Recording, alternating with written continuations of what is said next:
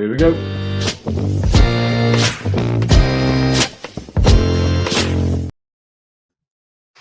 Hello, everyone, and welcome to this episode of CloudBites Conversations. I'm really pleased to have with me today someone who I only met for the first time a month ago. In fact, it does feel like I'm sure we'll hear in a minute or later on in this episode how long or short that month has felt Yes. since Irish Dreaming.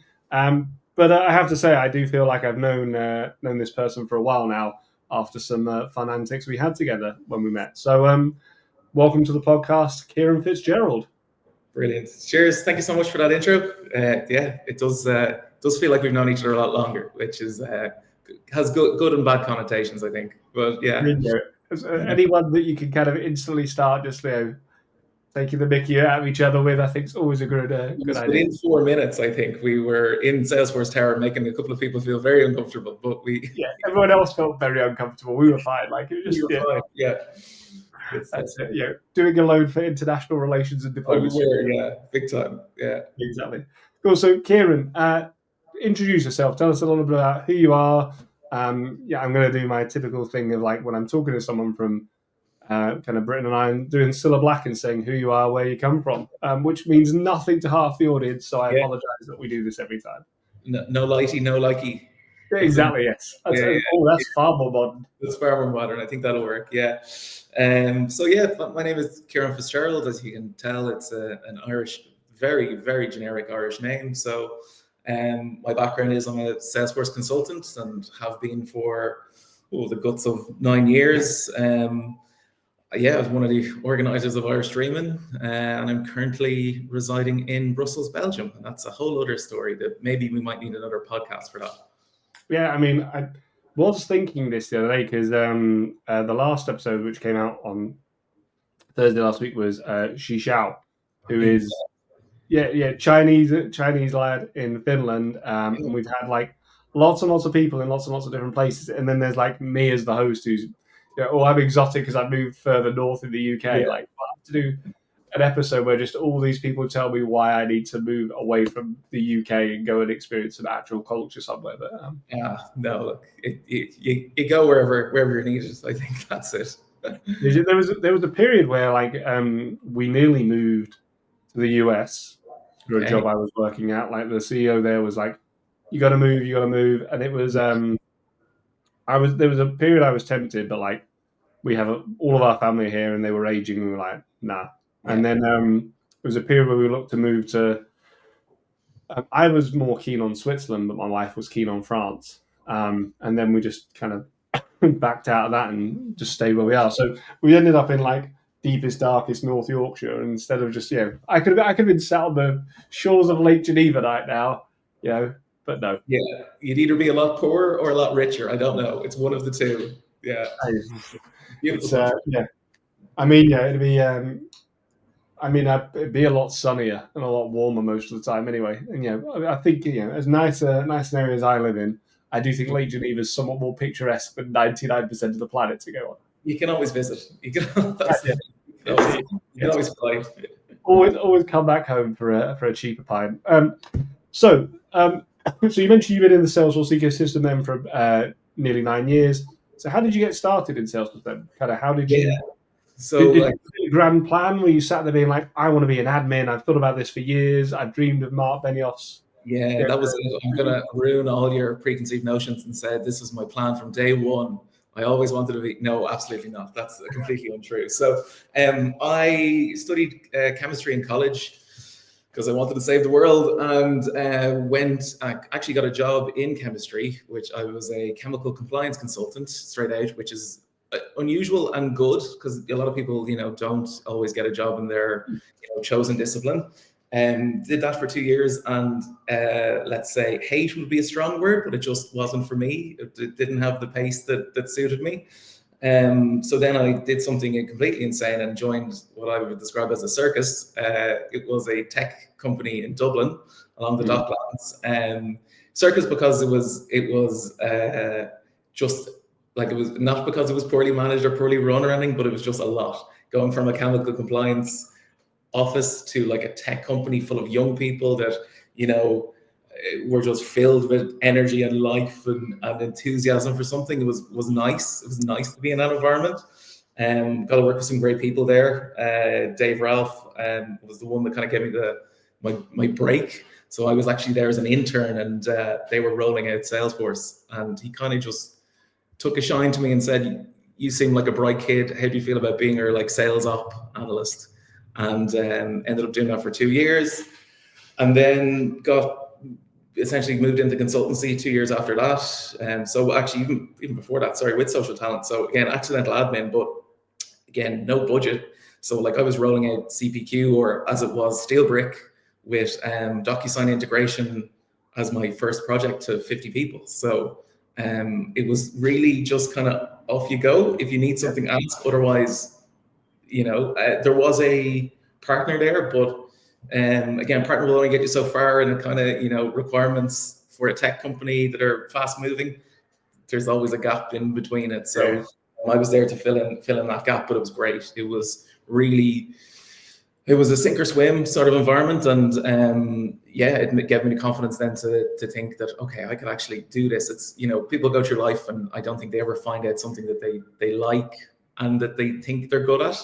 So I was I thought it was an obvious move into consulting, and that brought its own headaches, pains and stuff like that, but still loved every second of it. And then so worked for Blue Wave for nearly 5 years. Again, worked with great people, and then I've been out of my own freelancing or contracting since. So for 4 years now. So that's kind of my journey. Yeah, it all, again, everyone has their own path and everyone has their own thing, but the thing that always kind of resonated with me is just keep progressing. That's it. It's just, if you have a mindset to be curious, and you have a mindset to want to solve problems, you kind of keep rolling with it, and that's kind of where my mentality would come from, definitely.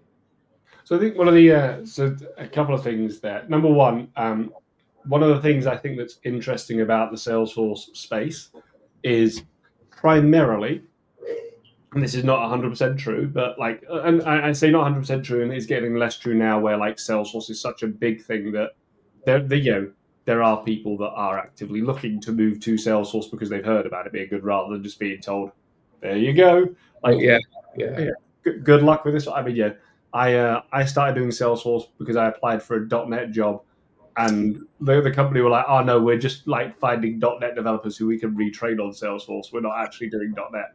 Right? So, and that company was Financial Force. They were just, it was at the time when there was no one there. So I think the point behind that, though, is I think that one of the interesting things around that is, because people have ended up trying this thing, finding out they're good at it, finding out they can do it, finding out they can really work with it. I think there's a lot more people doing Salesforce that are like, yes, this is something I enjoy doing, I want to do, and actually have a bit of a passion for what they're doing, rather than doing something that they feel they need to do because they've got a degree in chemistry or whatever. And I mean, I used to work on a risk management and compliance management solution on Salesforce, and the customers I worked with were lovely people, but they were not what you were going to call the most rock and roll group in the world, and also the ones that had the greatest amount of flexibility for wanting to change things. Yes. It's definitely an interesting environment. Compliance people, they're they are what makes the world go around. I do feel a little, but not as for me personally, coming out of college with a lot of energy, it just wasn't a fit. But the ecosystem is interesting. I do find that the passion comes from finding something. I do think that it's kind of, you can kind of wrap your hands around it and go, I can be involved with it, and particularly in sort of the community aspect of it as well. You can get into a community quite easily, which is great. It's really good. So look, it's a great ecosystem for raising awareness, for pulling people in. So I think that's where, you're right, that's where the passion probably comes from. Yeah, I think the interesting thing I find, having been a computer a developer external to Salesforce, if that makes sense, don't know why I struggle to say that out loud so difficultly. So I think that tech is very good at communities. Like Yeah. tech people are actually very, very good at communities. Like the .NET community, and tech people in general like to build things and share it with others. Yeah. I think that what is so unique about the Salesforce space is that whereas with the other tech communities, it is more tech focused, I suppose, because Salesforce has so many people from non-tech, non-traditional backgrounds. It has just such a different vibe to it, and because they're coming from places where there isn't a compliance like Yeah. Ohana that everyone was kind of like hanging out and going for beers every like let's share compliance best practices. It'd be like an industry conference. Yeah. Yeah, I worked in pharma for a while, doing Salesforce and Viva, but went to a load of pharmaceutical conferences. And it was really interesting just the difference between them and Salesforce conferences because it was very much like, oh, well, here's some best practices we're sharing. And, it was kind of see the Yeah. same group of people, but it wasn't like a huge, huge thing.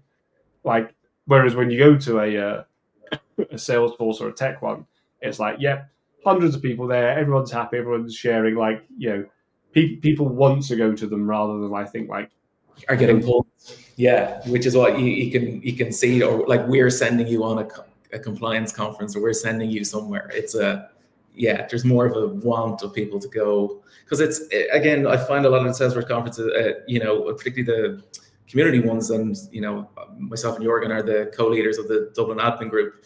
Like we meet up just to have some networking and have share some more stories, have a beer afterwards, but like we also like our presentations are here's some cool things.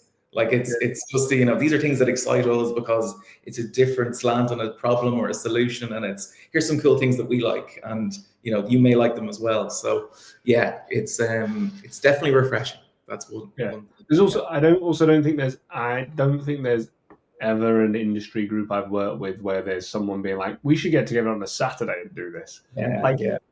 There's again like apologies for if there is any compliance managers listening to this that we are like apparently ragging on you a bit, but we're not. We love them. but no, it's I joke, but like I can't see people being like, do you know what I'm going to spend my Saturday morning doing is getting together a bunch of people in compliance and doing compliance badges. Not a thing. No. It is just a different vibe. So the other thing so that's I think really really kind of cool, and again another interesting person who's come through and been like, hey, here you go, here's the manual, and off you run with it, and you're just looking. It's like this isn't a manual, this is a receipt, and you're like, nope, bye. That's one very of the good. other things I use that one, not a manual, it's a receipt. Yeah, it literally is like most of the time you're just getting people say we bought this solution, set it up, and it's like no, and you don't know what licenses you've got, you don't know what any of the things mean, it's madness. So the other thing that you mentioned there though that I think's also quite an interesting one and kind of topical perhaps given the state of the world at the moment, and kind of the AI pushes. You mentioned about requirements at a tech company.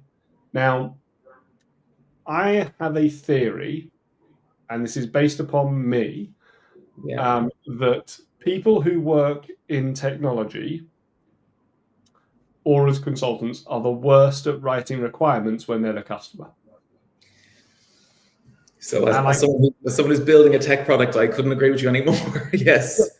It's a really unusual thing because I would definitely agree with you on that. Maybe it's just because there's a lot of different ways of thinking in this. Okay, so if you're in a tech company, there's some great people out there like product managers and product owners. If you're big enough to have those people, perfect. So like that's where I think you're going to get really good requirements out of. What I found, and even since COVID, and this is probably ties into a little bit what you're saying, is that since I do think requirements have gotten, let's say, less defined, because I remember turning up as a newly minted consultant with Blue Wave on day one with a large Irish company with 30 people in a room, and it was me and a whiteboard and a marker going, this is a lead object. These are the fields that we have on lead objects. This is even probably pre-Lightning. But so it was, we were locked into a room for 6 hours and I wasn't leaving without their requirements. So that doesn't exist anymore. Now it's over calls and you miss, people don't have their camera on, or there isn't buy-in from the right people, or the right people aren't in the room. I think when you have everyone invested their bums on seats in a room and you have a whiteboard and you're drawing out, that is literally dream scenario. But that's how it should be done from like a day one starting point. Like in order to get to, so if you want to build a functional requirement of this is what the bum and seat is going to do, you need to do that. Then you get into the technical requirements of, what if they did this, and the exceptions and things like that. But yeah, you do notice that definitely since COVID, with everything going entirely remote, I think projects are taking longer. I think it's taking up more budget because there's just these misses, and these misses are crucial to like some linchpin cases that you can have massive if statements, but then at the very end, it's actually wrapped in another if statement to go, oh no, but in this exception, this needs to be considered. But like at that point, you could be already in UAT before you unearth this kind of requirement. So you do see it, and it has definitely crept in, but I do think early stage face-to-face meetings are definitely the solution.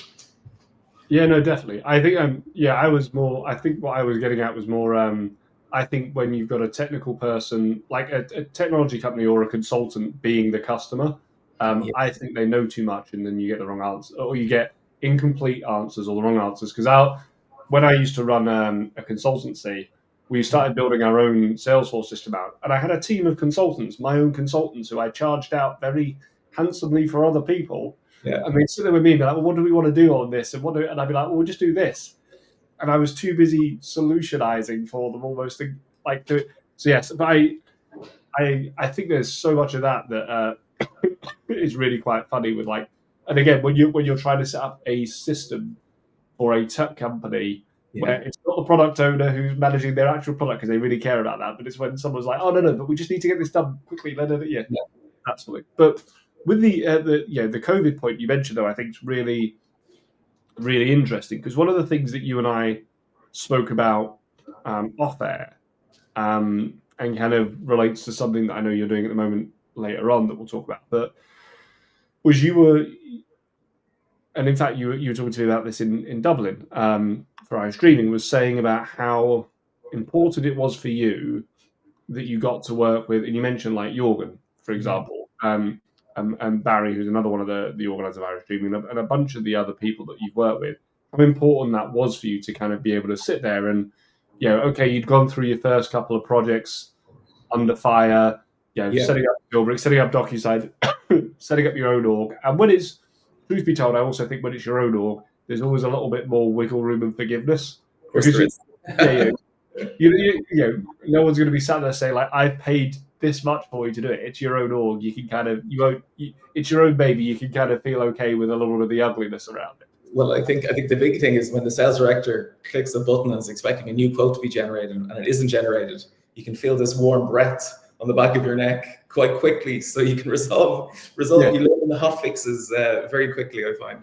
Yeah, and there is it's that personal kind of thing as well, where like that sales director knows that they've got to sit and work with you for the next 6 months, so they're not going to come over and be like, Ciaran, you absolute Oh, I got that as well. I mean, they might do. It depends on what kind of motivational style they have, shall we say? Exactly. Yeah. Or what tonal issue. But yeah, like just on what you were saying, it was massively important from my early stage career to be kind of embraced by Blue Wave, definitely. So like having the luxury to be worked with such high level people of such as Jorgen, would have met him on my first week by accident. Barry, met him a little bit later, and Joe Munguia. So Joe Munguia is the oracle of information. So I know I would have spent a bit of time with him essentially under duress. He was essentially showing me how to build talent ETL jobs. So we brought him into an office, and he shadowed me for 4 days to make sure that I was doing it correctly. Like, who's doing that now? I don't know if that even exists. But yeah, no, I work with some really impressive people, and really, ones that really cared about your success. So yeah, again, I do consider myself very fortunate. Yeah, I'm lucky enough to with Jorgen to have met him obviously recently through our streaming. Barry and Joe I've met. I mean, Barry I've known a number of years, and Barry has introduced me to Joe through like the Trailhead Academy stuff and some of the other bits and pieces as well. And yeah, Joe is super smart guy, and I think that last piece you said there though is kind of the key for me is they all care. They all three of them are people that if you sat there and said, listen, I'm stuck on this, like it doesn't matter whether you are 2 weeks into the job or 12 years into the job, they'll all sit there and go like, oh, let's have a look. And that's a refreshing, caring way to do it. One of the interesting things I think that's kind of really important about that though is that caring. I have worked with people before where their version of training is, well, we'll just throw people in the deep end and we'll see who sinks and see who swims. And if they ask for help, they're weak. You know what I mean? That sort of stuff. Yeah. It's more waterboarding than onboarding. Yeah. Oh, that's a good one. That one. I remember that one. Yeah. No, and that's it. You do hear the horror stories, and even going back to what Pei-Moon Lim said on your previous podcast on consulting Darwinism. Like, yeah, you do see it, and it does go back to like, and I don't want to discredit any of the experiences I did get working in compliance, like straight out of college. I did have a great manager in kind of understanding what being a consultant is and what it means. And one of the first things he said is, professionals ask. It's one of those things that you're out of college now. You're not expected to know everything. You're here because we know you're smart, and you're not. Solutionizing on a call doesn't help anyone. If you don't understand, you ask, and you're not expected to know everything. And yeah, going back to professionals ask is a big thing, and you need to embody it. Like, as in, it can be hard leaving like a high tempo college course where you need to be pixel perfect. You need to be, you're either right or you're wrong. There's no in between. So yeah, it definitely something that people need to understand more is that you're not expected to know everything all the time. Probably what you're expected to do is go, I actually don't know that, but what I will do is I'll do some further research and get back to you with an email. It'll be in your inbox by close of business. Yeah. That's who's going to complain about that. And I do find that it's managing those stresses, and managing is part of being a consultant, definitely. I always had a big thing where, so I completely agree with you on that. And I think that, I think one of the interesting things we could talk about is how university and college and those courses, and high school are all set up very much of like, you're preparing for a test where you're right or you're wrong, and you get a score, and that's it. And I think one of the things that graduate programs do very well for a lot of people is taper that off more slowly. I've got friends who are accountants and all the cool jobs, accountants, actuaries, as you can imagine, we're a real riot on a night out, but one of the things that they were going through was still doing exams and learning and qualifications for a couple of years, and it wasn't just like they'd switch from that to going into a room and not knowing.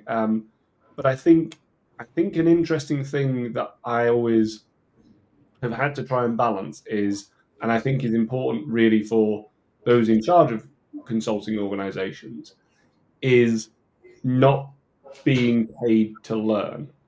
And what I mean by that is if you turn up to a client and someone says to you, if I rock up to a client now, and I've been doing this a while and I know a good chunk of Salesforce, if someone says to me, listen, Paul, can you implement this identity flow or something? And I'm identity certified. Whoop. But I'll have to go away. And I was like, let me go away and have a look at the documentation. I'll come back to you and we'll come up with a setup for it. Right? I don't know it off the top of my head, but I know I can figure it out and do that for you. There's a difference to me between that and someone coming up to me and saying, hi, Paul, could you implement DocuSign for us? Which I have never implemented DocuSign in all these years. Wow, you dodged some bullets there. No, yeah, like I've got other scars. Don't worry. There's other trauma in there. Yeah. But like, if someone come up and said that to me, I would be very upfront and say, look, I don't know DocuSign. What's your expectations on how much you're willing to pay for me to be getting to grips with it versus, because it's not like it's a skill that I managed to get so far without knowing it. If someone wants me to, and I think that there's a difference between those sorts of no's I need to go and find out. I think that's also a very interesting thing that is very hard for people to kind of balance out, especially for more junior people. Yeah, to know what's overreaching as well, because you can spend as many hours in a day to get up to speed on DocuSign, but but it also comes into management as well, like as in, they should understand that, if DocuSign is new to you, I've implemented DocuSign as part of Blue Wave, but I had someone who I could reach out to for the first 3 or 4 days of the project. So I read RTFM, I read the manual, and because we can't curse on this, I'm assuming. You can do. I mean, like, it's fine. I'll just put a little warning that says, like, Irish making sense. So after reading the manual, I could reach out to someone for the first 3 or 4 days of the project with any issues or any known issues and just have that little bit of a safety net. And that's how you get through it. And that's how I got through it. And again, I never felt like I was put in a position to be able to be really overstretched and overreached. And you can tell young consultants early on, it does happen. It certainly does happen. Yeah. Did you ever use the workbooks? Like, are you old enough to know what I'm about with the workbooks? Do you mean, is it the cookbooks?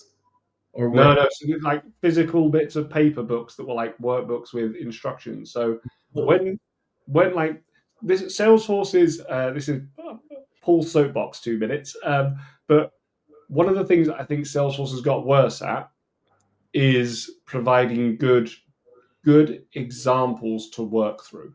And I'm going to be honest, I blame Trailhead for this a little bit, because Trailhead's a great resource, but it is shallow and thin, and it's designed for you to be able to do a module in, it says 10-15 minutes, whatever, but most of that is you reading. Like they were there.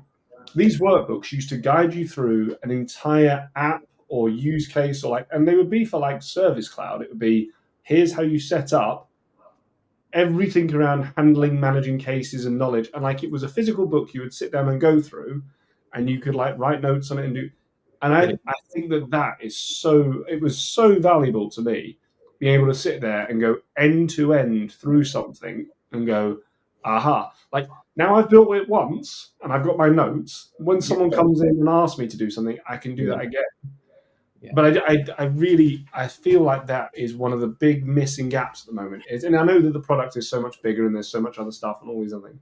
But sitting down and going like, how, these are the requirements, this is how we build them out, going through that. It's funny because it actually just reminds me of something, because I used to be big into kind of music production. So I used to have lots of keyboards and synthesizers, but most of them were older than me. So I used to have all the manuals printed off, and that's what I'd read in order to be able to figure out what this bloody noise box will do. So that definitely did give me a bit of a insight into just reading a manual, digesting it, and then utilizing it.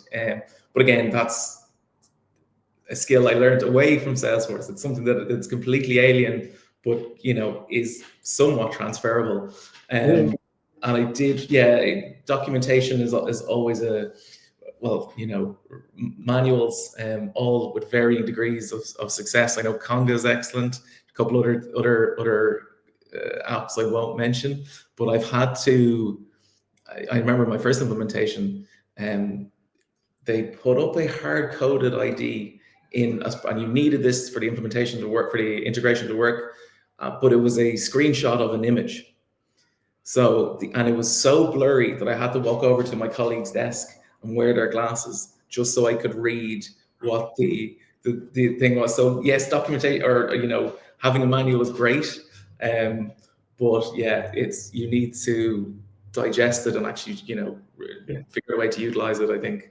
But they will be great now, and the training Trailhead is great. It is a good resource. I use it infrequently. It's probably not my preferred method of learning and development. I suppose that's what brought me to creating something that would complement it nicely. So yeah, well, we'll come on to that in a minute. So let's no spoilers. Let's not bury the lead too much. Because one of the other things you mentioned there that I also think is quite interesting is kind of COVID and hybrid working and how that's changed things as well. Because when I first started, I was in the office every day, and my first Salesforce job was for Financial Force, and in my office I had one of the people shouting distance was Andy Fawcett. He was my first boss. I had guys like Stephen Wilcock, Tony Scott, Carolina Ruiz, there was Anish. There was a bunch of really, really experienced people who, especially at that time, it was probably like the room outside of Salesforce. There was the most brain power working on the platform, and me. And so if none of these guys knew the answer, we would literally be reaching out to someone who is employee number 20 at Salesforce or something. It was an incredible experience. But that ability to kind of sit there and go I'm going to spend an hour looking at this, and if I can't do it, then I've got a bunch of clever people who I could wait until someone goes for a coffee and then grab them on the coffee run back. Yeah, or buy them a coffee. Be the one to and to try figure it out. There's no point in. Again, another thing someone would have mentioned to me, that if you're going to ask for someone, all professionals do ask, but at least try. So if I had an issue that you would, I couldn't figure out, but these are the 3 things that I tried, and they'd go, that's stupid, that's actually not bad. How about we do a version of number 3? They're like, okay, and then it's you do need to try, you do need to fail. There is definitely a fear of failure in consultancy. Failing projects not good. Failing flows in Sandbox, fine. You can figure them out pretty with a bit of brain power and a bit of effort. So yeah, it's certainly interesting in being surrounded by Andy Fawcett is the declarative roll-up summary. I'm assuming is the same. Yeah, it's the same guy. Andy is I can say this because the podcast will have been recorded by the time this one comes out. But Andy's in fact your follow-up after he's the next recording on the podcast. Yeah. So Andy's fantastic and super smart and has written books and been a product manager at Salesforce and all sorts of things. Yeah. Again, couldn't have asked for better people to learn from. Yeah. But I do think, I do wonder the impact though of this switch now to more hybrid working. And whilst I've worked remotely now for over a decade, and you couldn't drag me with wild horses back into an office full time unless if someone said to me, "What's the number to do that?" The number would basically be buy me the office block. So that I'd just be walking downstairs anyway. But I do wonder the impact that has. Do you think you'd have been? Do you think you'd have been as successful, or do you think you'd have got to where you are now had you not had that face-to-face time? Not even close. And that's why I say every time I'm lucky. I'm very lucky that it was still I was still in the consultancy mindset. So I woke up every morning, put on a shirt, was in the office 5 days a week. There was no one else in the office apart from we had Catherine from accounts would come in a couple of days. She'd work behind me. Fiona would come in. They were about part-timers. So I had a key to the place. But that's me. That was I needed to get out and I needed to put a shirt on every day, and that was my drive a little bit. But it was just slotting into something that helped me with the opportunity that was given to me, definitely. And I think people early on, definitely consultants early on in their career, it's tough because you're not hearing the water cooler chat. You're not hearing the solutions. You're not being brought in, I don't feel, as much. So it's definitely a trickier or definitely a bumpier environment. But again, going into an office 5 days a week may not be for everyone. It may not be feasible. People with families and stuff like that. That's fine. But I think the prescriptiveness of it, of someone being in 5 days a week, is just archaic.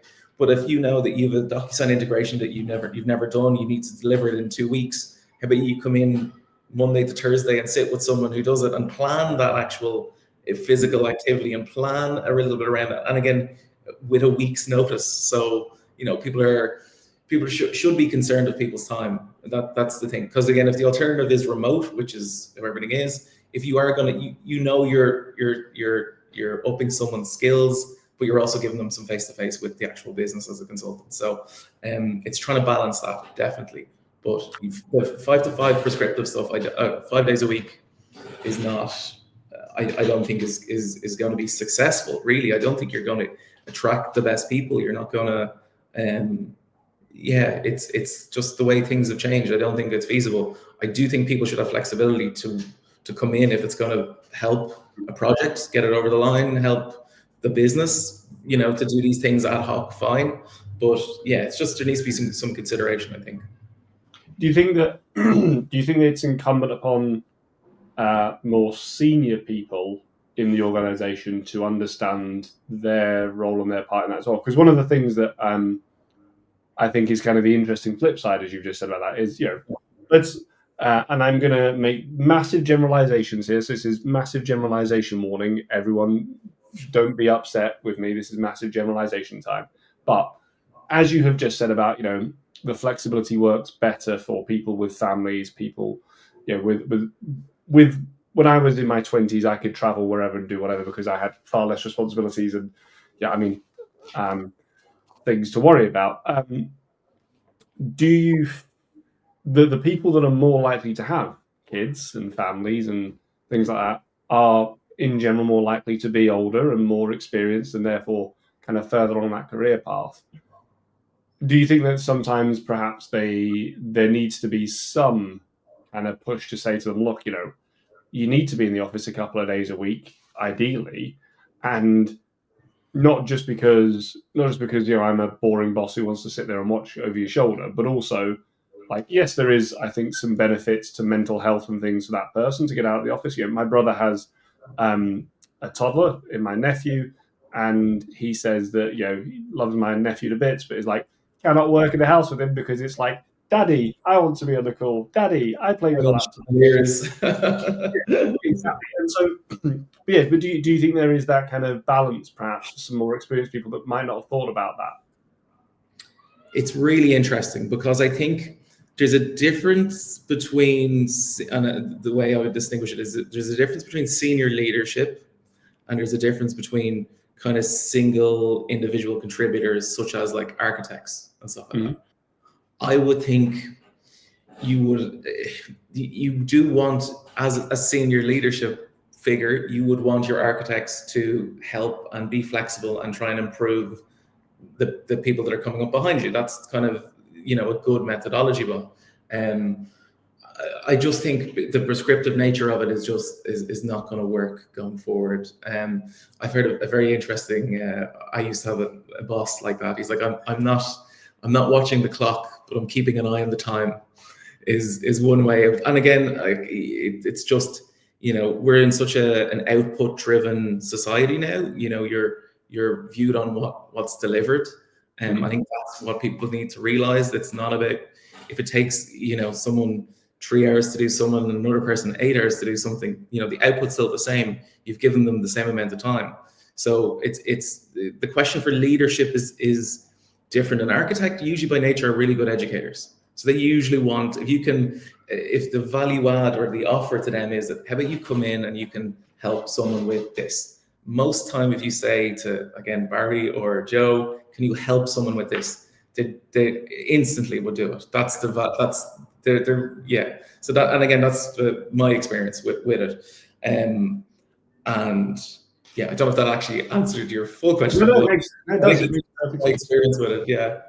I think one of the other things that, like, whilst we were sat here, like, I was thinking back to, so one of my earlier jobs in the Salesforce space, I was in an office 5 days a week. But the irony was the guy I was working with was in an office. So I was in Leeds and he was in Newcastle, which for those who aren't in the UK is 2 hours away from each other, hour and a half away from each other. Like we weren't sat next to each other, and we were building this product together. And we did a lot of pair programming, and we did a lot of time on kind of video chats where and I worked with a team. I used to run a team in Europe where people were all over Europe, and worked with a team in America where people were all over America.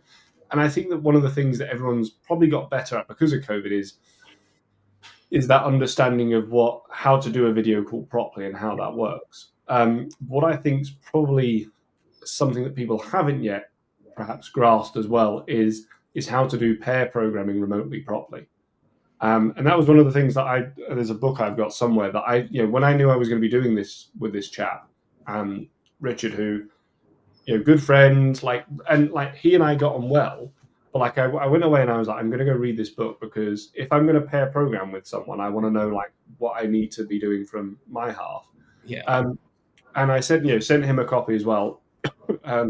We finished up our other projects and started working together. And day number one, the rule we said is, look, we both know what each other looks like. I'm always happy to be on camera, mainly because it doesn't get any better or worse than this. I am not. I've never been hired for my looks, so it's this is as good or as bad as it gets. So it doesn't worry me. But he was, he sometimes worked from home and had kids, and he was like, look, I'm just going to turn the camera off just in case my wife's wandering around with the kids or whatever, which is cool. But we first day was like, look, we're going to agree that we're going to try and do start off with an hour a day at 10 a.m. co-working together online. If it goes well, we can extend it out. We will promise each other we're going to stop at midday, 12:30 for lunch. Yeah. But if after that first 35 minutes it's not working, we agree that we're both able to say, this ain't doing it for me, and stop it, and then we'll come back and try again in the afternoon, try again the next day.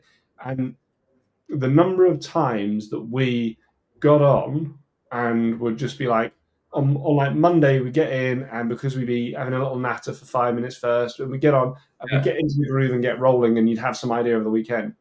And a Thursday, you'd just be there Thursday morning, and it'd be half an hour, and he's like, I'm going to go and make a coffee and go away and sit down. I need to play with this for an hour. Yeah. And I'll come back to you, and you go and do this other.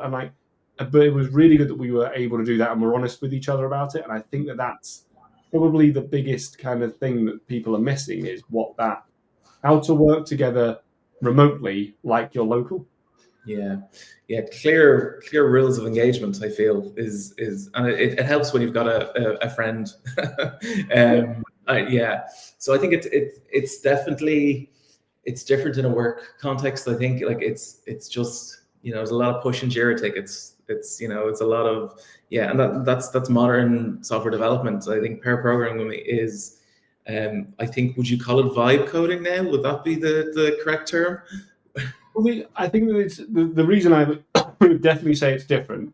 So Peter Chittum and I do live streams here every 2 weeks. And we pair program on that. And the difference is that because it's a live stream, it means that one of us can do here's what we're doing with this thing. One side to be like, is it string.value of or value of string? I can't remember, and you mistype things, and you've got a guide. And I think that pair programming is an active engagement where it's very much a driver and a navigator, and so the person is thinking ahead.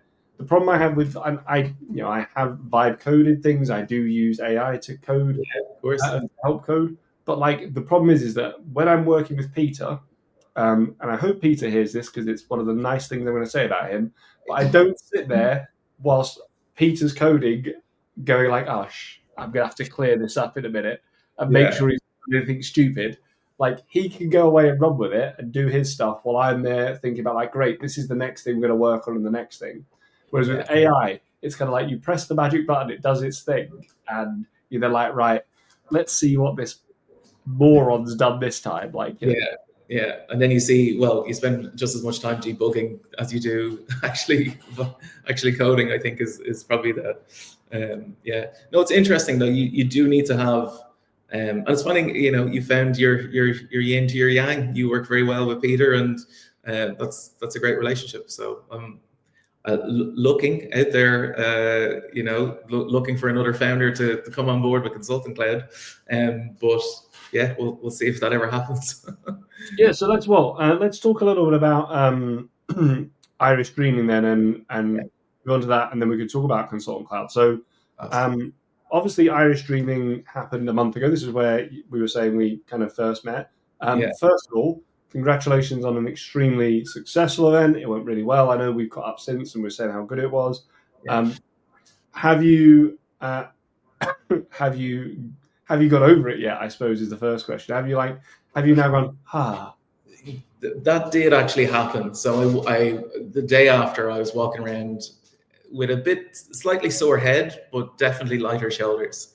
It was one of those things that you could finally feel, you could feel your lungs expand a little bit more than they were previously. So and it's funny, even trying to remember, like, it's a bit of a blur. Everything happens at a pace that you're just not.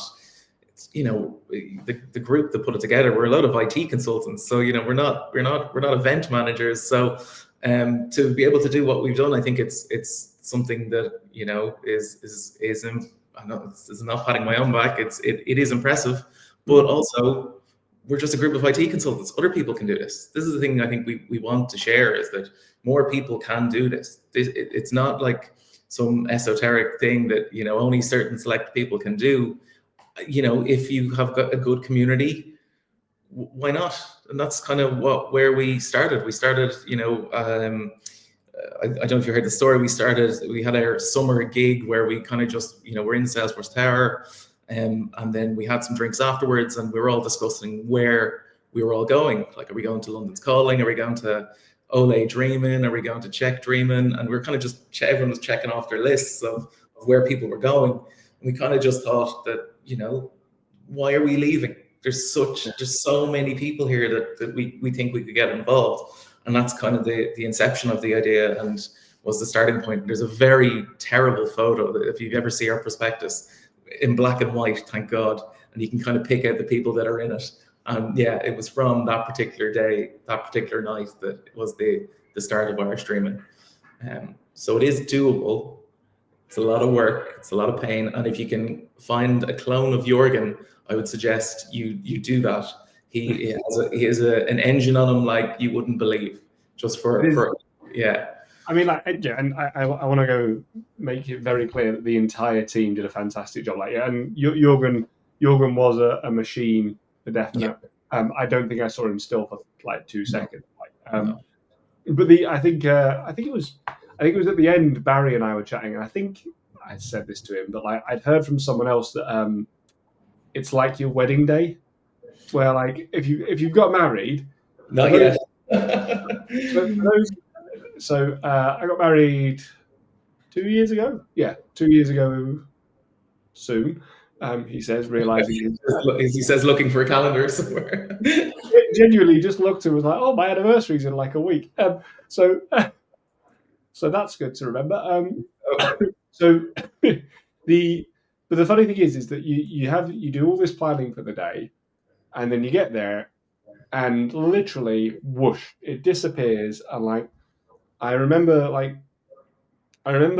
kind of at the end of it, just like being there with my wife and being like, what the just happened? Like, where did that all go? Like, it just went. And even now, I still bump into friends and they're like, "Oh, do you remember your wedding, like this thing?" And I was like, I'd forgotten all about that. And like, you know, there's just, you know, you kind of live vicariously through photos and things. And I've heard from, I can't remember who it was who said that to me before, but I was saying that, I think, to Barry at the end of Irish Dreaming, exactly the same thing of just whoosh. So yeah, if you do get married, Ciaran, you will know exactly what to be ready for, which is just like have someone wandering around with a camera taking like Vox Pops videos for you. Yeah, yeah. You can be invited. Don't worry. Don't worry. We can get you over the Eurostar. What I'm saying as well is you need Jorgen involved. Just marry Jorgen and you'll be okay. Oh gosh, that's a whole different conversation. No, it was great. No, the team was phenomenal. Like Anila was in charge of kind of she was excellent at bringing back to our kind of mission and vision statement where it's community led, and she was very good at promoting kind of nonprofit stuff. So anytime we were, it'd be a decision, and then she'd go, "Have we thought about nonprofits?" I have to give it to her. She is such an advocate for nonprofits that it was great, and it was really refreshing to have her on the team. Eric is great, MVP. He was phenomenal at kind of digesting information we needed and making decisions on it quickly. Everyone had their own skills. Barry was kind of doing a little bit of everything. Actually dealing with accountants and doing a lot of relationship management. And I fit in somewhere, hopefully to provide a little bit of light entertainment when things are bleak, and to try and put my best foot forward. But like we all put in a huge amount of effort, a huge amount of time, and it's I think it shows some dividends. It just means that next year it's going to get trickier because we know what year one was like. We would have been better off if we. No, we can't say that either. We can't say it would be better off it didn't go as good. But no, I mean, it went perfect. Like it was such a good event, and like the entire team who were there, which were so just to give everyone a shout out. So it was yourself. I forgot Nishant as well. Nishant. I was going to say it was Nishant as well. Like Jorgen, everyone did an absolutely brilliant job, and you all deserve all the plaudits and praise for putting on such a good event. Like for it to go so well the first time as well. Like brilliant. So particularly again starting with a blank page, it was one of these things that now we've got some tools given to us generously from Salesforce. Thank you very much, Salesforce. We are now going to be having, there's a lot of pain points that we're going to be moving to managing the project on Jira probably, or some work management tool. We're going to be using Salesforce in some capacity. We're still figuring out how we can leverage it. We just got it too late probably before we could use it. So look, I think we're going to be better, but we do need to smoothen out a lot of because what we were doing is we were solving a lot of problems by just putting in effort, putting in hours. Well, now we're at a point where we have all the pain points. Now, how do we build solutions that will help us do the same with less inputs? Yeah, no, and that's, I think, one of the interesting things as an external observer who knows the organisers for most of these events. It's one of the nice things about going, knowing so many people is you see them all doing these wonderful events, and you think, oh god, that's incredibly impressive. And then you see how knackered they are afterwards, and you think, oh, I'm so glad I've never signed up for anything. But it's seeing everyone's skill set of coming together and being like, okay, what do we need to tweak? What do we need to do? What do we need to improve?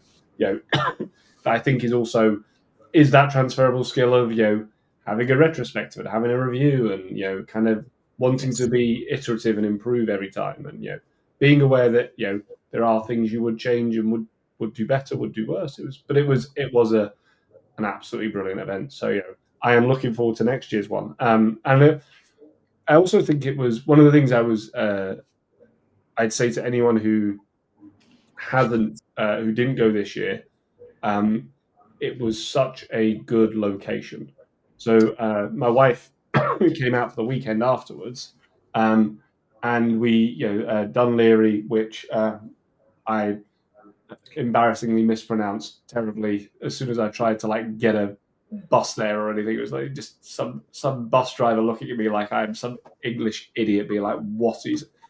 Yeah, we don't help you either. We find it funny that it's just well, you could have called it Queenstown, and that would have ruffled a few feathers because that's its original name, going back historically. If you want to. So the thing is, I decided to go like a Scottish route and like Dunlockery. The guy was like, "Closer, yeah, that's not bad." Yeah, I thought that was at least a better attempt. And this guy, do you mean Dunleary? And I was like, yeah, yes, maybe. So yeah, we'll go with that, and it was fine. but the location was really good because it was only 20 minutes into Dublin on the on the tram and the train, which was nice and easy. So you could go in, you could experience all that Dublin has to offer. We had a great time going around the Epic Museum, which was brilliant to go see. Yeah, so my wife's family are of Irish descent, so it was kind of like good for her to kind of see how it is she made it across across the sea. Again, sorry, across the pond. Across the I mean, it's the really little pond, that one, isn't it? Yeah. But that was really good. There was obviously we went and saw the Wellington Monument. Had a really great time wandering around for a couple of days there. But also then had a nice day around Dunleary itself, which is a really beautiful little town. And it's for those who are fans of history, you got James Joyce was very, very prominent around there, and kind of lots of Ulysses history and things like that. So really brilliant location as well. So definitely worth going for the event, yes, but also the fact that it is just such brilliantly placed to be able to go out and enjoy yourself, especially if the weather was as nice as it was. Brilliant. That's a glowing clip that we're going to actually need for our streaming too. We're going to have to clip that one up. Everything was brilliant except that guy Ciaran. Too mouthy. You can't have everything. Immediately offended me about the Empire. No, with it, you played up to it though as well. So we both knew what we were doing. we both enjoyed ourselves having fun, which is the way these things need to be dealt with. So the other thing that happened at the end of Irish Streaming was there was the Demo Jam, and at the Demo Jam you launched your new app and website and business that kind of you've alluded to a little bit. So tell us about consultantcloud.io. Give us the rundown of what it is and kind of where the idea came from. Yeah, no pressure. So we've built it up. I've essentially been working on a web app, an online application for the guts of about 18 months.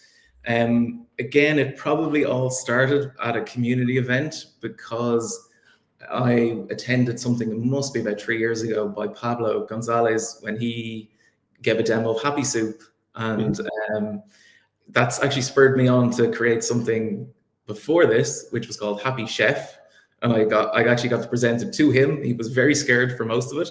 But it was a way to create like 100 fields in like 30 seconds. So the presentation was obviously called Gone in 60 Seconds. And I had my Nick Cage. So that was my first like foray into it. Like I even when I was back in Blue Wave, I always wanted a product to put my hands around. Like I really enjoy building, software solutions for clients and for other people. But like I do realize there's probably an opportunity for me to build a product that I can be proud of and can call my own. So that's kind of the journey up to the Demo Jam stage. So it's something we were working on for 18 odd months, and before presented, of course, everything went down. Went down actually twice because there was people trying to sign in, and there was about 300 people trying to sign in at one time. Wow. Yeah, so the retrospective of that particular day was interesting with our developers. So we have that sorted now, so it won't happen again. But yeah, it was just something I wanted to present because again, not only was I organizing it, but I sponsored it and wanted to launch a product at it. I also pitched the Wheel of Misfortune. But that was a brilliant addition. Pitched it 6 months before I was not ready to present at this point. So it really came back to bite me. And every time Jorgen kept trying to bring it up in conversations, I was like trying to chop it down, because as soon as I knew I was going to be the Demo Jam stage, I was like, guys, we really don't need to do this. This is not something we should do. Yeah.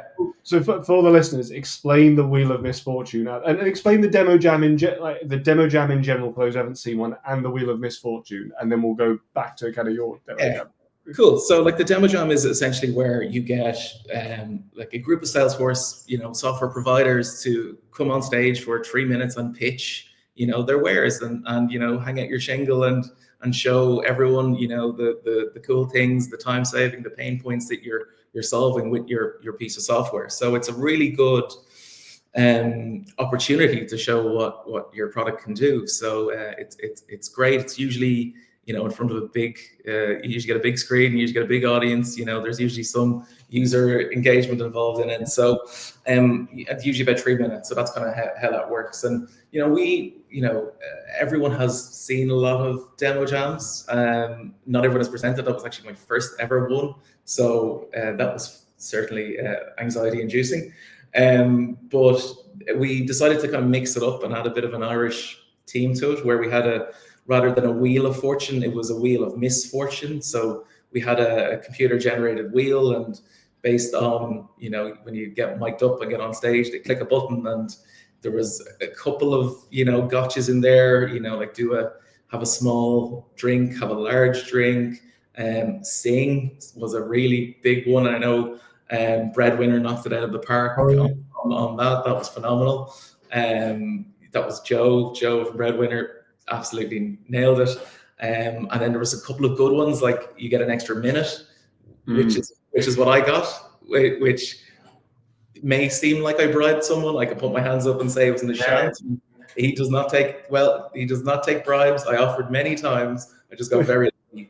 But I also didn't have 4 minutes because you planned for 3 because that's all you think you had 3 because nothing was working before I got on stage.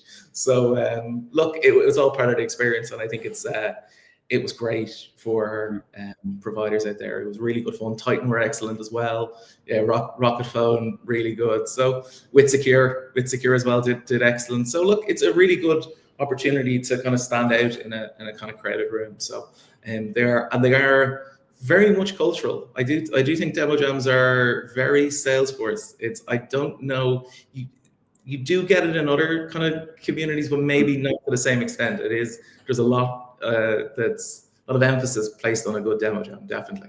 Oh, for sure. I remember Richard Clark from Elements Cloud.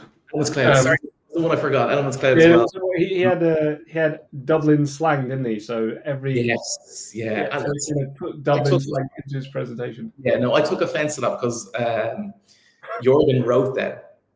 He didn't ask anyone, and so when we first started working together in a large airline leasing company, of course I used to try and wind him up by telling him all the Irish slang, and because he was trying to acquire Irish citizenship, and I was telling him there's an exam, and I was making sure he knew what all these words were. So I just slip over pieces of paper, and eventually I ran out of Irish slang. I just started using Cockney. So I was like, by like week 2, it was like apples and pears. It was dog and bone. It was So that's definitely part of our origin story. Definitely, yeah. Oh wow, it's it was a really, really good demo jam and like a really nice twist to it. So tell us a little bit more then about Consultant Cloud, what it is, and kind of why you put it out there. Yeah, so I think getting to the why is always interesting. So the why is because everyone does learn in different ways. I was lucky enough to have such a good, a good team around me. I had people that I could lean on, and speaking with Joe McGee, speaking with Jorgen, speaking with Barry, and every time I left the conversation, I'd get a new tool that I could use, or a new web application, or a new Chrome extension I didn't know about, or a new blog that I should read, or a new podcast I should listen to. And I always left these conversations with kind of more resources. But what you find is that everyone has their own set of resources that they use and lean on. And what I wanted to do was actually pull everything together into a system that, from day one of being either an accidental admin or a consultant or even an architect, is that you don't need to hang on to your stash somewhere in some notes file somewhere, because everyone has that it's all essentially put in one easy to use place, and just provide a level of knowledge to people in that are Salesforce professionals. So it's called Consultant Cloud, but it's it's not purely for consultants. It's for any admin, any developer, any consultant, any architect, and it's for Salesforce professionals. And I wanted to again give something back to the community, because I'm very lucky to be where I am, and I do appreciate that it's definitely a lot of luck involved. And yeah, I wanted to build something cool, and I wanted to help people. And if you see our company mission statement, it's build cool things, help people. So that's something I want to, something I really enjoy. And if I can turn it into a business, all the better. No, perfect. And yeah, it's a really, I am signed up. It's a great resource. And yeah, you can find loads of stuff on there, including this podcast, in fact. But yeah, there's all sorts of good resources out there. And I think one of the things that is good to see is people bringing together these kind of sort of aggregates of where you can find information, because I have the weekly newsletter that goes out, where it is just kind of things that I've spotted throughout the week that other people might not have seen. And it's really for me to give a little bit of commentary on it, as in, here's my annoying 2 cents that people don't care about. Yeah. But then also, like, here's where you can find it, because there's kind of part of the reason that came about was my wife also works in Salesforce space. She was working at a consultancy, and she was like, "Oh, one of the guys I work with is working on this FSL app, and he's having this real issue kind of getting data loaded and tested." I was like, "Oh, there's that thing that he could use." And she was like, "What thing?" And I was like, "I can't remember the name. I know I've seen it somewhere." And like, there was me just searching through like a LinkedIn feed and things for like hours of like, what was it?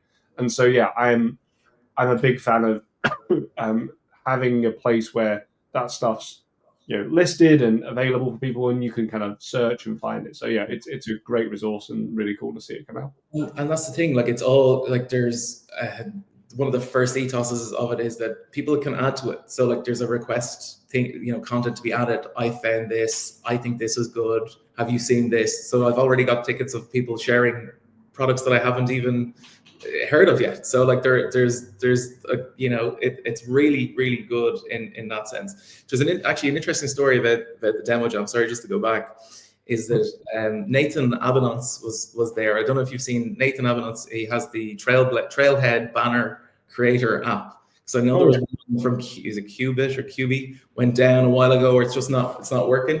So he released something, it must have been 2 weeks, 3 weeks before the demo jam, but he was in the front row when I presented, and his app is there. And he runs up to me towards the end going like, how is this here? Like, it was great to see that, someone else, and I could see when they're hitting each other, look at our stuff, it's on stage. Like, it was great to be able to do that. And there should be more. There's so many great projects, there's so many great products, there's so many great blogs out there that just are there.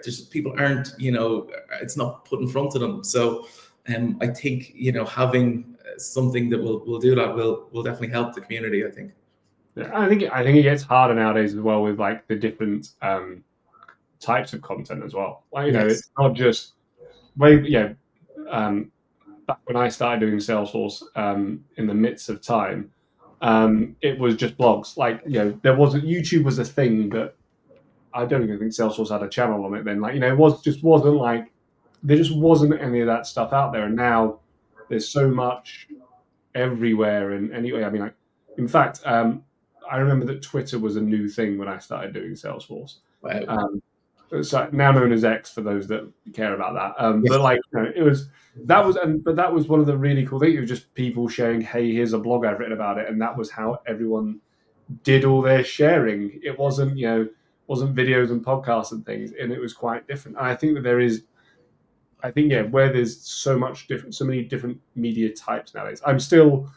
I was talking to someone last week, in fact, about they were talking about TikTok and Instagram Reels. The places where we all go scrolling to kind of let our brains just die a little bit. And this person was saying to me, I said, I don't think there's a space. Like, I'm not sure there's space for like Salesforce Instagram Reels, let alone for Salesforce TikTok. And she was like, nope, it's going to be a thing. And I'm like, no. Okay, so normally I wouldn't agree with you, but I'm going to agree with you purely because, so I've actually reached out to Joshua, who was on stage with us, and he just wanted to pitch me an idea of you should add this to your app. And essentially what we're thinking of, that there's going to be a kind of org confessions or a reason why Salesforce users drink. Mm-hmm. There's definitely scope there for an Instagram reel of, is it any wonder my Salesforce admin drinks, or an org confession. Like you could essentially take Steve Moe's entire script from a stand-up and put it into bites, and you could do something like that. So I don't, again, for comic relief, absolutely, of here's my pain. I don't know if you're going to be troubleshooting or debugging any Apex or flows in Instagram, because it's just not. It's not that. It's for the lighter side of it, I think. Yeah, that was kind of my conversation with it. As I said, like I'm really like open to the idea of trying stuff on there. Yeah. I mean, I've not got TikTok. I am a man in his late 30s. I shouldn't be allowed on there. Like there's a barrier to entry where I just don't get it. Like, but because to me it's just people dancing from what I gather. But no one needs to see me dance ever. Like it's not a thing that people need to. Were you not dancing in our streaming? I think I saw you a little bit, but like this is it. It was unless there's video evidence, no one's going to. Yeah, I might go back and find it. That's you're probably just an awkward still of me somewhere that you're going to release. The first viral Salesforce TikTok is just laughing and dancing. But like I think it's really interesting as these kind of new media come out, though, is how do they fit into this landscape? Because again, is that it's all well and good me being sat here saying like there's no need for TikTok because I'm not on there and I'm but like being frank, the likes of me and I was talking when we had Keir Bowden on here, Bob, and we were talking about his content. And he was like, I like writing content because it gets my ideas down. Like you don't see Keir posting videos or doing it. He does what works for him, but. I know Keir won't mind me saying this, is that he is not TikTok's target audience demographic, nor am I. But we're also not the target audience demographic for people coming into the ecosystem who want to learn. Yeah. So then, and I've wrestled with this again as I go back. I'm a Salesforce consultant. I'm not in marketing. I'm not in sales. I can add event planning and management to my CV, but that's unwilling. That's what you're kicking and screaming. That it's just like you go where your audience is, right? So who do I want using the system? I'm going to be honest and say anyone who works with Salesforce. It's not does it mean that I should be pitching towards people leaving college who are on TikTok? Probably. It's just not something that I have nailed down yet really on marketing strategy, because again, there's so many mediums out there. I love YouTube videos. I'm going to put my hand up and say particularly Salesforce Geek is really good stuff, particularly for those edge cases where you need to kind of turn around something quickly and you're like, oh, it's in the recesses of my brain. Just rather than finding a blog on it, I'll go through the 2 minutes or whatever 4-minute video. I'll get 2 minutes in and go, oh, I remember this video. And it'll kind of be a way of refreshing just a little bit of a snapshot of something that was already there. So it's providing something that, and again, this is not a slight on Trailhead. Trailhead is a great resource. It's just there needs to be more, and I think there's an opportunity for there to be more kind of curated content in there and Salesforce Ben is great, but if you do he has his thing, and I want everything. I want to pull in all the Salesforce bands that are out there. So all the really good resources in one place, I think is the goal. So I've in the back. So fully agree with you. In the background, what I've just done is I've found a Gen Alpha slang translator. Okay. And I've put in the phrase, Salesforce is an amazing platform for building apps. And that has been translated for me into Gen Alpha, which I'm going to say out now. And we can then, I mean, it's going to be our first thing that we can just start using everywhere now. Legally binding as well, I feel. Sorry? This is legally binding, so whatever you say is. Well, yeah, I mean, so what it says here, and this is for all of the audience that are Gen Alpha and listening to this, but Salesforce got major vibes for flexing dope apps for real. So, I think I've delivered that perfectly. I think that's exactly the cadence that people would expect for that. I promise that is going to be at least one of the snippets that we will share around this episode. Absolutely, yeah. So yeah, I mean, I think your next demo jam, you should just have you should deliver it entirely in such Gen Z, Gen Alpha slang. I'd struggle. I'm mid-30s, so I don't know. I think you've got the riz for it, Ciaran. I've got the riz. Yeah, definitely. Exuding riz is rice in French, by the way. So yes, I do consume lots of rice. So it's just take this last like sort of minute and a half, and that's the trailer for the episode of people going in there being like, "What are these two on about?" Yeah, losing their minds. No, look, it's interesting. It's just I'm going to worry about people that are in the system struggling. I think they're attracting new people in is going to be difficult.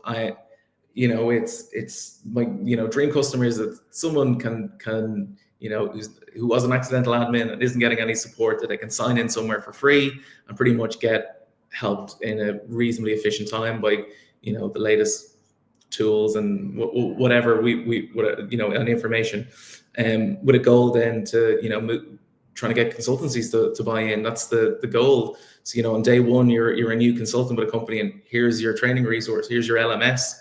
It will contain trailhead links that you can offshoot, use it and have it as a platform to leverage into the Salesforce platform. So it's to try and be that stopgap. Because again, consultancies, that was me.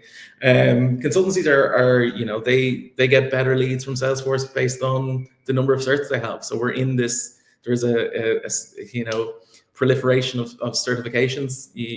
I know you are very strongly on it. I think you use certifications to back up your experience. I think that's probably it's someone who goes off and gets 10 certs and has a year of experience. That should be a red flag for people. But you and I know this because we're in it. We've lived it. So it's about getting the balance on that. You need experience and certs to back that up. And I want to provide some level of service to help people do that. No, it's a fantastic mission, and I think a really nice kind of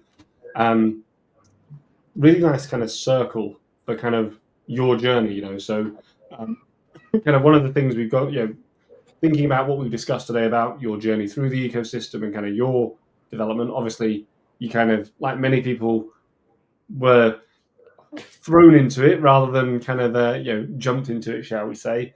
And you had that kind of moment of, oh my God, what do I do? How do I do this? How do I get through?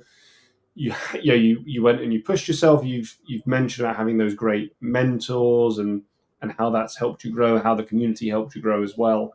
And then to be able to kind of come full circle and say, right, now that I've got this experience, this ability, these, knowledge of these resources and connections to do this, then let's go and do it and give something back. I think it's a wonderful kind of nice full circle story. So I normally ask people kind of what's next, but I think we know what's next for you, which is, continuing on with Consulting Cloud, because you were saying that you have a release every month.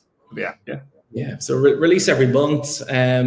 Lots of varying degrees of improvement of search functionality, user analytics dashboards that's coming out. So if you're a consultancy, that you can see how many people are using it, see what resources they're using, but also see how they're getting on with some of the practice exams that are in there. So you can so not only from me as a admin and owner, but also for consultancies, if they were to looking to purchase it, it can help guide people and make sure they're using it for what it's worth. So yeah, that's it. Like it's it's a lot. It's going to be a long, slow slug, and it's not a sprint. It's a marathon, and it's something that I'm passionate about. So it's going to keep me going, keep me entertained, and that's pretty much it. It's awesome to see, and yeah, as I say, it's a great resource, and I recommend people go and have a look at it. So, with that, then, and as we come to the end of kind of the episode, one of the things I ask every guest is if they have a piece of advice, a tip, a trick, that they would give to someone listening based upon all of the things we've discussed today that would help that person in their career, something that they could take away from this episode and go and kind of action and do, and would have a positive impact on their career or their life or their work in the Salesforce space. And obviously, number one, go and sign up for consultantcloud.io. Yeah, that's number one. So what else have we got for number two then? Do you have another tip you'd like to share? I have a tip. Do you want the one-line version or do you want the explanation of the tip? Because it's something that got me through some hard yards. Yeah. So I don't know what it looks like from the outside, but sometimes people make things look very easy. What you don't see is the struggle and the hard yards that other people have to put in to get to a point where they make it look easy. So just because it is the way it is now doesn't mean it will always be that way. So things get better. So it's one of those kind of mantras that I would look back on and go like, Jesus, remember that was tough, that was hard, but now I'm better because of it. So yeah, it's just realize that what you see in front of you is not someone who woke up the next morning and just became awesome at something. There's so many hard yards and sleepless nights and 5-second freakouts is what I call it, where that have gone in to make this this leader, this consultant, this developer get to where they are. And I think it's okay, you are where you are. Just make sure you put a plan in place and aim for it. And that's pretty much what it's pretty much all you can do is just keep going forward. And if in doubt, continue to go forward. That's a great. Yeah, I mean, it's I think I said on another episode of the podcast that every overnight success story takes 10 years. Of course, yeah. And it's that thing where it's very easy to look at someone and be like, well, they're like whatever, and you're like, yeah, but you've missed the the only way of getting 10 years experience is to be doing something for 10 years. Yes. And to be happy with that, like, as in, you have to enjoy the journey. There's no point in, if you're not enjoying the journey, you're not gonna enjoy it. So and again, this is not to dismay everyone, but I was lucky to find something that I liked and I thought I was pretty good at. Keep going until you find something that you like, and something that you're good at, because you don't find out what you want to do unless you first find out what you don't. So you do need to be okay with trying things and failing and just move on. No, for sure. It's there's one of the what you say about enjoying the journey. One of the things that I've said more than once to customers is that sales, projects, any project, but I think also in general careers, they're like pregnancies, where you it's going to take 9 months. You cannot make you can't have 3 women have a baby in 3 months. Yes, it's one person, 9 months. That's the only way it works. Sorry. And so it's but because it's going to be that, you've got to enjoy what you can. There'll be some ups, there'll be some downs, but at the end of it, you get your baby. But enjoy that journey on there, whatever that baby and that journey and that project might be. And I completely agree with you that it's very, very, very, very easy to see that, and not to realize that. So it's a great tip, and I look forward to seeing what comes from consultantcloud.io and seeing what exciting stuff you've got ready for next year's Irish Streaming as well. And I'm sure we'll catch up. Yeah, we'll be in touch in the meantime, I'm assuming. Yeah, definitely. Well, thank you so much for coming on the podcast, Ciaran. Thanks for sharing your story and all the wisdom that you've got. And look forward to catching up with you soon. For those listening, thank you so much for listening. Remember to visit consultantcloud.io. Please remember to drop us a like if you've enjoyed the episode, or rate it in your podcast player. And remember to subscribe as well to keep up to date. And once again, from me to you, Ciaran, thank you so much for joining me on this conversation. No, it was an absolute pleasure. Thank you so much. Right, thanks, everyone. Bye now.